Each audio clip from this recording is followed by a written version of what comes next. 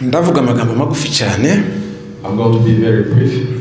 Kuko umwanya ni kungana. Because we don't have a lot of time. Kandi ibintu byinshi turabizi. And I know that we know a lot of what we're talking about. Aha twaje kunama, twaje kwibuka intwari zacu. We are here just so to remember our heroes. Nibindi bisigaye bivugwa ku ma YouTube abantu bakabyumva no kandi birananditse. And I know many things are shared through YouTube and other social media. Kambe ngongera ku magambo make umushakashatsi David Banoga yavuze gatoya nongera kuzo yavuze gusa. Let me just add a little bit to what David shared. Kubyerekeye buryo twirwanaho yatangiye kwirwanaho kwaca abanyamurenge kwatangiye. On how twirwanaho started. Kuko mbega ni ibintu byabaye kenshi. It's something that occurred many times. Bikorwa na benshi. Nico gutuma kamwe kagiye kabaha kuko bamwe birwanaga mu gice bari baherereyemo. And some people were fighting for themselves in areas where they lived. Mu gihe kimwe muri 66 at some point in 60 abanyamurenge batangiye kunyagwa ibintu byabo hariya mu Bibunda. When properties were ahaje abasirikare ba leta barimwo ababirigi. Government soldiers came, including abo babirigi barimo umusirikare witwa Giparapara. And there were Belgians, and there was someone called Giparapara. Uyu Giparapara niwe waformye niwe wigisha abanyamurenge bwa mbere kwirwanaho. This person Giparapara is the founder of Twirwane. Yarakurikira ibindi bintu umunyarwanda witwa Rukeba yakoze inganje nibatibeshe. He was following the model that a Rwandan person in Ghana. Uyu Giparapara w'umubirigi niwe wigisha bitwa ba Rubondo. So this Giparapara taught Rubondo. Yigisha bakagweba. He taught Kagweba. Yigisha babitwenge. He taught Bitwenge. Bitwenge ndahizwa. Bitwenge ndahizwa. Yigishwa bandagiro ndaguzwa. He taught Ndagiro. Yigisha bagipiro ruvunzi. And taught Gipiro ruvunzi. Abo ngabo kandi bashoboye no gukora amagambo yo kwirwanaho bagarura ibintu byabo byari bimaze kunyagwa. And these individuals were able to fight for themselves. Ibindi nibiriya yavuze reka nkomeze. So let me continue. Rero kubera kuko ibyo baduhaye kuvuga amagambo amwe. Because we were given to byerekeranye. Been given to speak about a segment. Uriya mugabo we n'umushakashatsi cyo gutuma rero wabivuze. I know David is a researcher. Rero mu magambo mvuga zaza ngenda sa nuhawe simba bugufi. Kubera kuko sinshuraga gusubira muzo yavuze. I don't want to go back to what he ariko reka mbanzirize kuri aya magambo yibanze mbwira isi. So I'm going to start to tell the world. Ndabwira twebwe abanyamurenge turahangaha. So I'm not telling these specifically abanyamurenge. Amagambo nkatatu mbwira isi hayitwumva. About 3 words I want to tell the world. Hari iwacu hari intambara imwe. Back home there's not only one. Murasira bwa Kongo hari intambara imwe. In Eastern Congo there's not only one war. Hari indabara zitatu. There's 3 kinds of war. Hari wiriya iwacu yabanje. There's the war that started. Jewe ndi mubagiye ruguru hamaze gusha kuri mbunda mu gatangara bijombe maze gusha. I'm actually among those who went up in Minembwe. Iriya ni intambara yaje tugana twebwe abanyamurenge. It's a war that was brought to Banyamulenge. Kandi ni kuriya babivuze kwari ukuvuga ngo murafasha mu muji wanyu. And it was about are you going to die or are you going to go? Murahitamo gufasha mu muji wanyu. Are you going to choose to die or are you going to go back? Aya magambo ko ndavuga ndahaye mbesha. I'm going to say this and I'm not going to. Ko ndavuga amagambo yavuzwe n'abaza babikora. I'm saying words that were being spoken about. Nuwona bihakana abahaye yirengagiza. And whoever may refute his words. Iyo niyo ntambara twebwe tureba cyane abanyamurenge kandi yatujahaje yatwishe. This is a war that really hurt us Banyamulenge. Ituma babasore n'abana bacu abagore n'abandi basanze bagumaga kwirwanaho nk'abarya David yavuze n'abamaze kuvuga. It's a war that enabled Banyamulenge individuals to fight for themselves. Irindi jambo ntabwo abanyamurenge baharara. And there's one thing Banyamulenge never started. Abanyamurenge ntibazaharira abandi baturanyi babo ngo banyagira ibintu byabo. Banyamulenge never started any war. Niyo twonesheje umurima tugerageza kumvikana n'abandi duturanye. Even though when cows go into the Rero ntabwo tunyaga ibintu by'abandi ngo byatwagaye. We don't really start any fight or cause any war. Ariko twebwe tuzira ikintu kimwe gusa. But us, we usually fall from. Turwanira kubaho gusa. We always fight to survive. Titurwanya leta ya Kongo. We don't fight against the government. Abanyamurenge ntibafashe indwara ngo bakureho Tshisekedi. Banyamulenge never took arms. Ngo bakureho Kabila cyangwa bakureho Kabila cyangwa uwundi muntu. Or Kabila or any other leader. Tibishifuzaga kuvuga ngo aribo baje mu kibanza cy'abategetsi. It's not in their wish to be the leaders. Ibyo bakora n'ukwirwana kugira ngo babeho.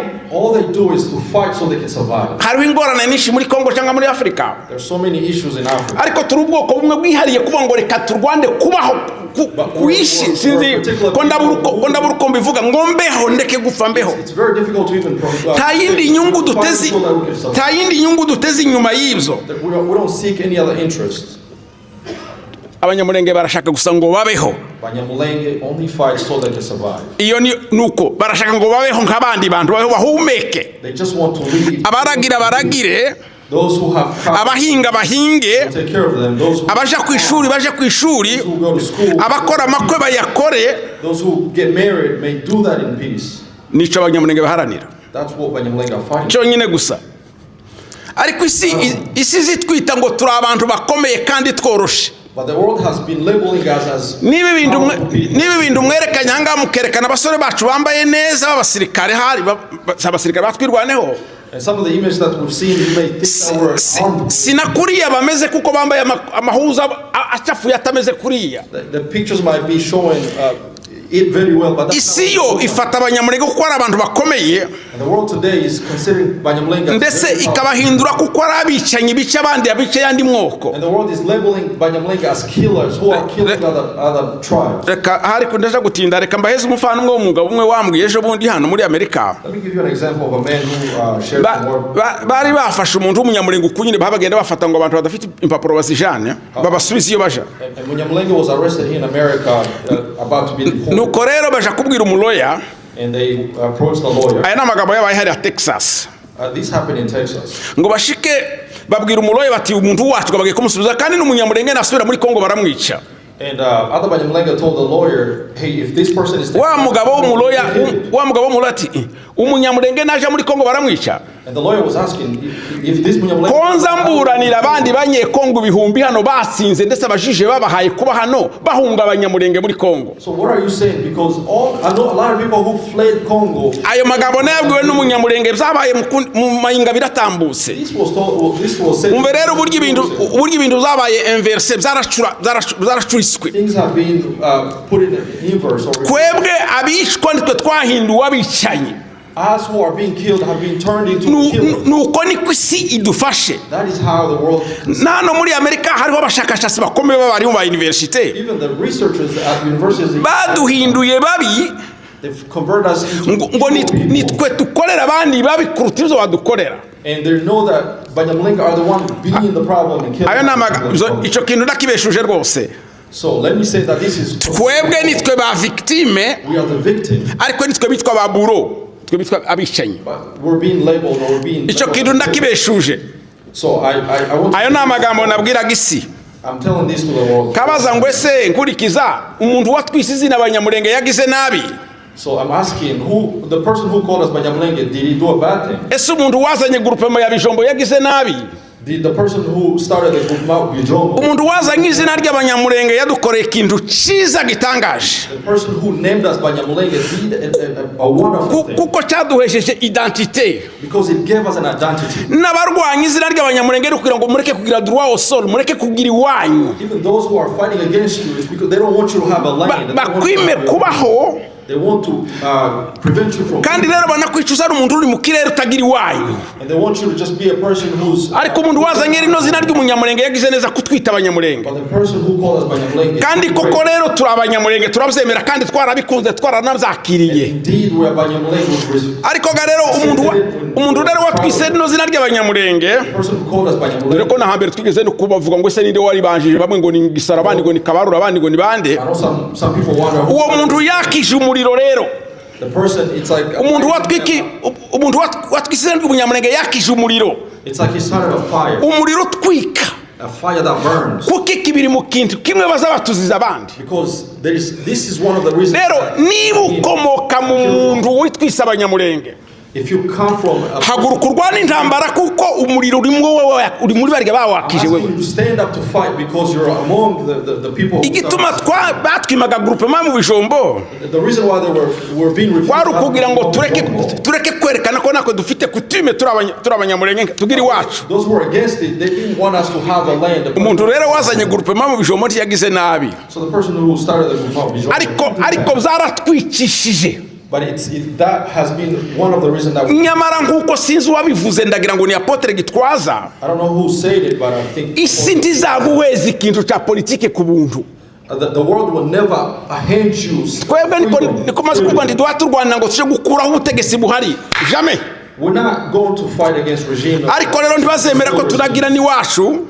But they're refusing so we can have. Uretse Imana yo mu ijuru yonyine ari izaturwanirira. We know that only God will fight on our behalf. Komeze mvuga ngo. So let me continue by saying this. Mbere yuko ndangiza. Before I finish. Abantu baza bavuga ngo ni mwebwe ni mwange bene wanyu. People are being told to hate. Kugira ngo nerekane ko ndi umukompatriote ngomba kukwanga wewe. So that I could show that I'm a nationalist or someone who loves my country, I need to hate my kuvuga nabi wewe. I need to speak evil about you. Ariko kuvuga nabi ntibihagije. But even to say bad things is not enough. Ngomba kukwica. It's to also kill you. Ariko niki kimba garanti ko nimara kukwica jewe mbaho. But what guarantees me that after I've killed you, I'm going to leave? Reka mbwire abanyamurenge turi muno nabandi banyekongo banumva. So let me tell you abanyamurenge who are gathered. En terme ya communauté. In terms of tuvuze ngo ama communauté cyangwa imirara. If we say community. Ni twebwe twenyine nk'umurara, ni bari umurara communauté bayita. Ubwoko, ni twebwe twenyine nk'ubwoko. It is only our community. Twebwe twenyine gusa. Only us. Kurusha abandi banyekongo bose. More than other tribes in bahagurutse kurwanira Kongo. Who have stood up to fight. Nta bundi bwoko muri Kongo burahaguruka kurwanira Kongo. There is no other tribe that has. Niba buhari buzabivuge. If there is such a tribe, ntabwo bubaho. It does not exist. Twebwe nitwe ba patriote kuruta abandi ba patriote babaho. Abanyamulenge are the true patriots, more than any other people. Uwarega umunyamulenge ko atari patriote. So whoever says that, uwo ntabaza amateka ya Kongo. They don't know the history of Congo. Uwo ntabaza amateka ya Kongo. They don't know the history. Rero timwiyumve mwubwoba. So do not fear. Muhumurike kuko igihugu cyanyu muragikunda. Know that you love your kandi mwarakirwaniye. Fight for it. N'abatemera none ko mwagifiriye ejo bazabyemera. And those who deny it, nutanabyemera ntazi hari abantu batazi histoire ya Kongo. Many people do not know the history. Umuntu utazi histoire ya Kongo ntakuzamubwira keretse kumurihira Minerval akaja ku ishuri.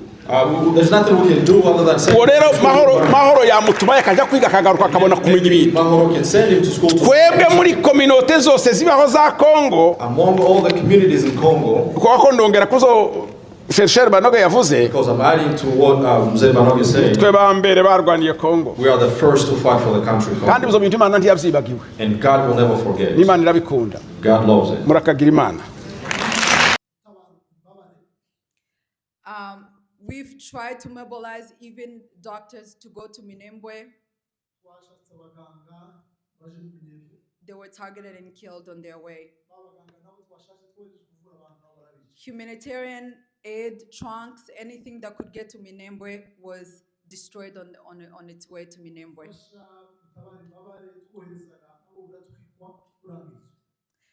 This means that they were trying to kill and uproot Banyamulenge out of their land by fire or by hunger. Up until now, Minembwe is under a blockade.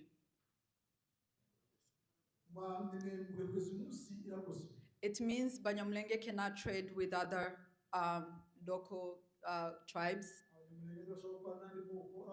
while other tribes are able to travel from one area to another. And if you're trying to get there, you will be killed, lynched. Not only as a civilian, by the way, not only as a civilian,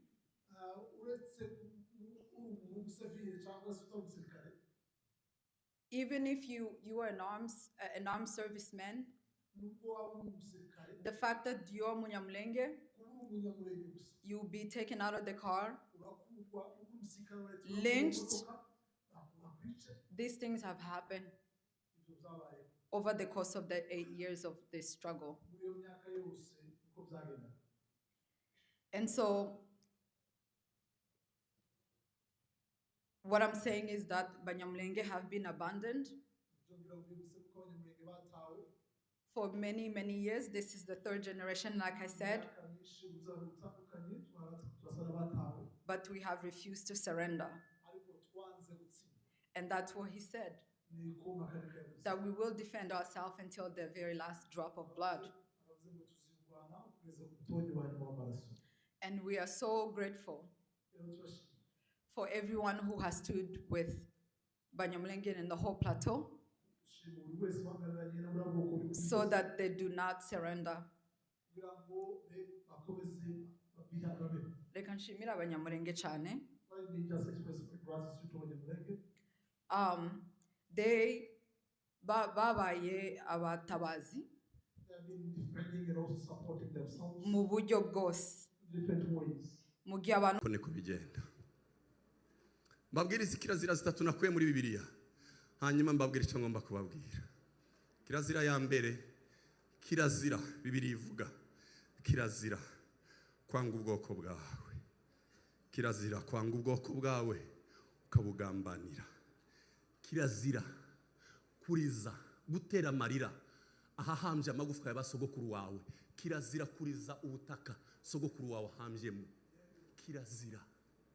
Sakirirego, kirazira. Qu'est-ce que j'ai dit? Kirazira. Ubutaka bugira amarira bujya burira. Amajene yanjye biologique, amajene yanjye ari biologique, muri ngewe mfitemo amajene ya sogokuru. Aho sogokuru aryamye mu butaka, iyo ubwo butaka burize, kirazira kugambanira ubwo butaka sogokuru wawe aryamyemo. Na amajene akurimo. Iyo ubugambaniye uriya butaka burarira. Kirazira. Muranyumva? Nta marangamutima ntimwuzuzwa, ntimugira gute, ntabwo mwenda kuzuzwa. Cya gatatu, kizira ni ugufata aya maraso yaba turimo turibuka ukayabyazamo inyungu zawe, uzobona ishyano.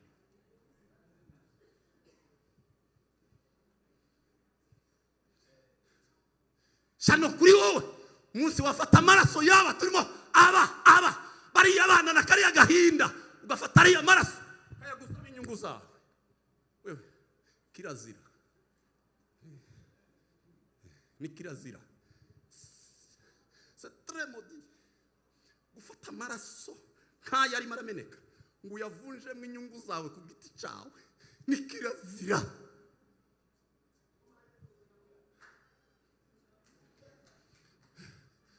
Kirazira. Ibi ntabwo ari biva mu bitekerezo byanjye, bisibyo nkomora mu bitekerezo byanjye. No, kirazira. Kirazira.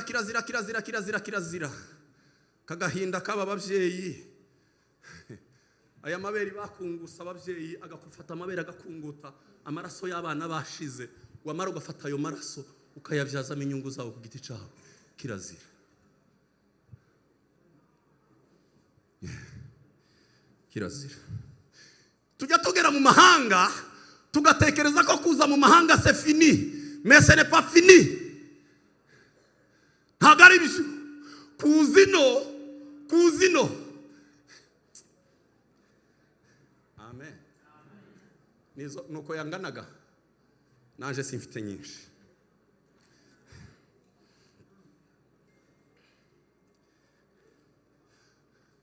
Bavandimwe mwicaye imbere yanjye n'abandi barimo barankurikira, mugende muzaza mubwirana ngo kirazira. Twarakijijwe turabarokore, niki bidusaba nk'abantu bakijijwe. Reka mbanze mbabwire, turi kumwe ba twovuga amina cyane.